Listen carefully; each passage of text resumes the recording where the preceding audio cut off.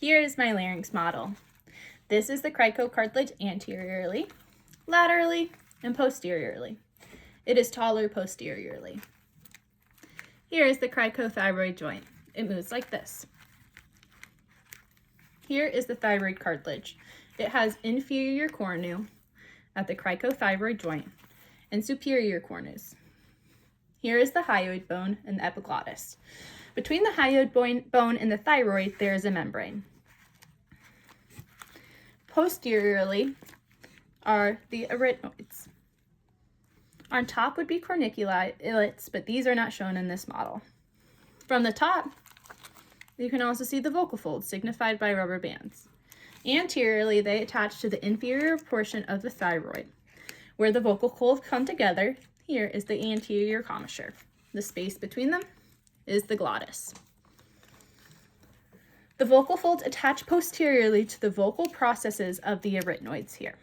The other muscles attach to the muscular processes of the arytenoids shown here. Let's discuss the intrinsic laryngeal muscles. Starting first, here are the cricothyroid muscles. They go from the thyroid towards the cricoid. They make the thyroid go towards the cricoid like this.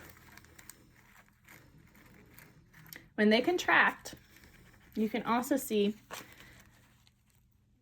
the inside of the vocal folds are stretched. When they are stretched, they get tenser and thinner, which makes them vibrate at a higher frequency during phonation, so we perceive the pitch to go up. Here are the transverse and oblique inner arytenoid muscles. The transverse, seen in purple, goes from the one arytenoid to the other. The obliques go from the posterior aspect of the muscular process to the apex of the other arytenoid next to it. When they contract, they adduct the arytenoids like this. This partially adducts the vocal folds. To also adduct the vocal processes, you also need the lateral cricoarytenoid muscles seen here. It starts at the cricoid laterally and goes to the muscular process and inserts at the muscular process of the arytenoids. When it contracts, it tilts the vocal processes towards each other. This fully adducts the glottis medially. To adduct, you have to relax these adductors and contract the posterior cricoarytenoid muscles. They run from the posterior cricoid to the muscular process of the arytenoids. To make sound louder, you need to increase subglottic air pressure from the lungs. When the vocal folds are adducted like so, then there's an increase in subglottic pressure. This pushes the vocal folds farther apart medially during phonation. Inside the vocal folds are the vocalis portion of the thyroid arytenoid muscles. You can see those here, highlighted in pink. Alongside of it would also be the muscularis portion of the thyroid arytenoids, but that is not shown in this model. When it contracts, it puts slack on the vocal folds and pitch goes down. Moving on, here are the superior laryngeal nerves, present here and here. They have two branches. The sensory branch innervates at the thyrohyoid cartilage, seen portions right here.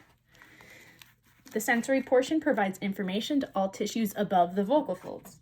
Here is the insertion for the muscular branch at the cricothyroid muscle. The motor branch provides information to this muscle, the cricothyroid muscle. Here are the recurrent laryngeal nerves. This is the right, and here is the left. The left is longer as it wraps around the aorta and aortic arch and travels back up. The right wraps around the subclavian cavity.